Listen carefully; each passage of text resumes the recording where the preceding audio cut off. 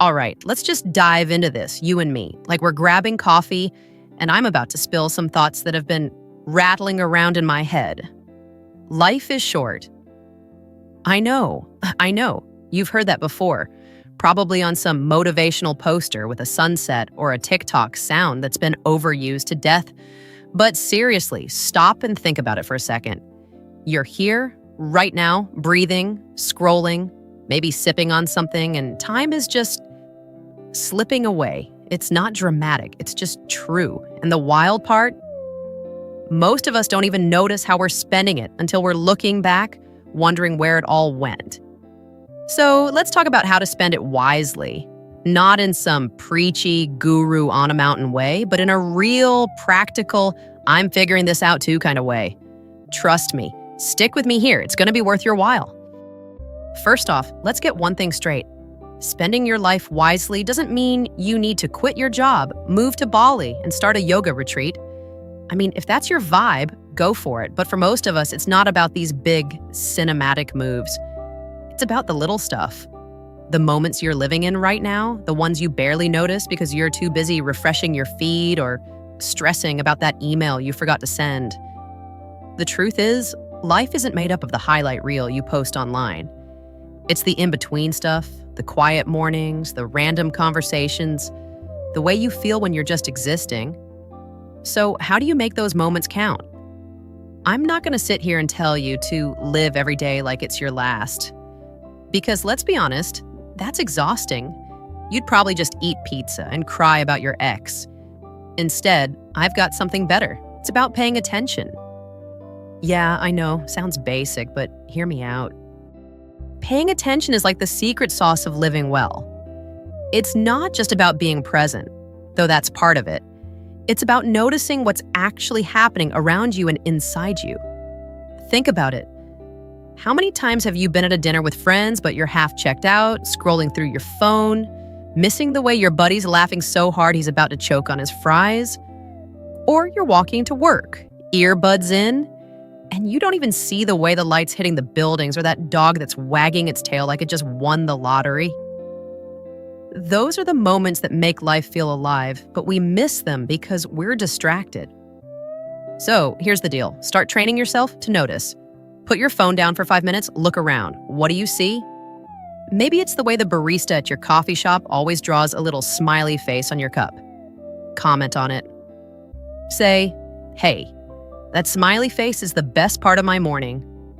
Boom. You've just made a tiny connection, and you've made that moment matter. Now, I'm not saying you need to turn every interaction into some profound thing. That's not the point. The point is, when you start noticing the world around you, you start feeling more connected to it. And that's huge because one of the biggest ways we waste time is by drifting through life on autopilot, disconnected from the people and places that are right in front of us. Like, think about the last time you were at a family gathering. Were you really there, or were you just nodding along while your brain was somewhere else? Next time, try this. Pick one person, a cousin, your grandma, whoever, and really listen to them. Notice the way they talk, the little quirks in their stories. Maybe your uncle's telling that same fishing story for the 100th time. But instead of zoning out, ask him something specific like, wait, how'd you even get that fish in the boat without tipping over? You're not just humoring him. You're making him feel seen, and you're anchoring yourself in that moment. That's what spending your time wisely looks like. Okay, but let's zoom out a bit. Paying attention isn't just about the small stuff, it's also about knowing what matters to you. And I don't mean in some vague, follow your passion way, because honestly, that advice is kind of useless. Not everyone has a burning passion they can turn into a career, and that's okay. What I'm talking about is figuring out what makes you feel alive, even if it's not Instagram worthy. Maybe it's tinkering with code late at night, or baking bread that's honestly kind of mediocre but makes your kitchen smell amazing. Maybe it's just sitting on your couch watching a dumb movie with your dog curled up next to you. Those things, they're not trivial. They're the threads that make up your life. But here's the catch, you've got to protect them. See, the world is loud. There's always something demanding your time. Work, notifications, that friend who texts you at 2 a.m. with drama. And if you're not careful, you'll spend all your energy on that stuff and have nothing left for the things that actually light you up. So you've got to get ruthless about saying no. I'm serious. Saying no is like a superpower. That happy hour you don't really want to go to, skip it. That project at work that's not your job you got roped into, politely push back. It's not about being a jerk. It's about guarding your time like it's the most valuable thing you've got, because it is. When you say no to the stuff that drains you, you're saying yes to the stuff that matters. And trust me, no one's going to hand you that permission. You've got to take it. Now, let's talk about something we don't like to admit. A lot of us waste time because we're scared. Not scared like there's a bear in my backyard scared, but scared of messing up, looking dumb, or just not being good enough. So we play it safe. We stick to the same routines, the same job we hate, the same habits that aren't serving us because change feels risky. But here's the thing, life's too short to stay stuck. I'm not saying you need to blow up your whole life, but you've got to take small risks. Try something new, even if it's tiny. Sign up for that pottery class you've been eyeing, even if you're pretty sure your bowls will look like they were made by a toddler. Reach out to that person you've been meaning to connect with, even if you're worried they'll think you're weird. The worst that happens? You fail, you laugh, you move on. The best? You discover something or someone that changes everything. Let me tell you a quick story. A couple years ago, I was at this point where I felt like I was just going through the motions. Work, home, repeat. I wasn't unhappy, but I wasn't exactly thrilled either. Then one day, I'm at this bookstore, and I see a flyer for a local writing group. I'm not a writer, not really, but something about it caught my eye. I almost walked away. My brain was like, you're going to show up and embarrass yourself. But I went. And yeah, the first meeting was awkward. I felt like everyone else was Hemingway, and I was just me. But I kept going, and over time, I started writing these little stories. They weren't amazing, but they made me feel alive in a way I hadn't in years. And the people in that group?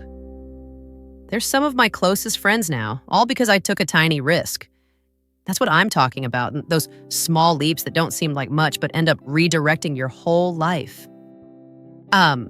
Okay, but what about the big picture? Because, yeah, the little moments matter, but life's also about the long game. And if you want to spend it wisely, you've got to ask yourself the hard questions. Not just, what do I want, but what am I willing to let go of? Because here's the truth, you can't have it all. You can't be the perfect employee, the perfect friend, the perfect partner, and still have time to chase your dreams or even just nap when you need to. Something's got to give. Maybe it's the need to please everyone. Maybe it's the idea that you have to have everything figured out by 30 or 40 or whatever age you're stressing about. Let go of the stuff that's weighing you down, and you'll find there's more room for the stuff that lifts you up. And speaking of the long game, let's talk about people. Because if there's one thing that makes life worth living, it's the people you share it with. But here's the thing, relationships take work. Not just romantic ones, but friendships, family, all of it. And a lot of us let those connections slip because we're too busy. I get it. Life's hectic. But those people, they're not going to be around forever. So make time. Call your mom, even if she's just going to ask why you're not married yet. Text your friend from high school, even if it's been years. And when you're with them, be with them. Put your phone away. Listen. Laugh. Argue about whether pineapple belongs on pizza. Those moments are what you'll remember, not the email you answered at 11 p.m. Now, I want to touch on something we don't talk about enough. Rest. Yeah, rest. Not just sleeping, but giving yourself permission to do nothing sometimes. We live in this hustle culture where if you're not grinding, you're failing. But that's nonsense. You're not a machine. You need time to just be. Maybe that's binge watching a show you're embarrassed to admit you love. Maybe it's lying on your couch, staring at the ceiling, letting your brain wander. Whatever it is, stop feeling guilty about it. Rest isn't lazy, it's essential. It's how you recharge so you can show up for the stuff that matters.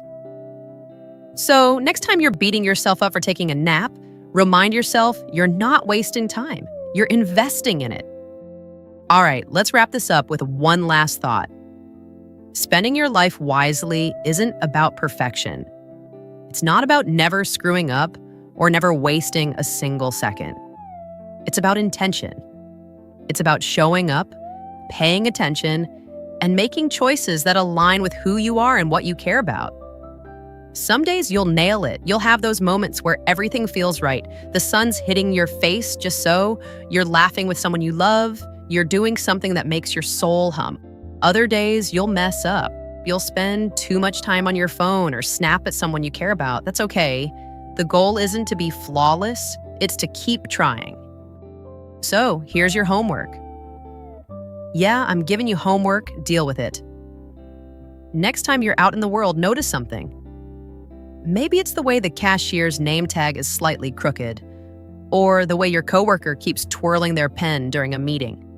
Make a comment, start a conversation, see where it takes you, and when you're alone, ask yourself, what's one thing I can do today that'll make me feel alive? It doesn't have to be big. Maybe it's listening to a song that gives you goosebumps or finally starting that hobby you've been putting off. Whatever it is, do it. Because life's short, but it's also full of moments waiting for you to claim them. Don't let them pass you by.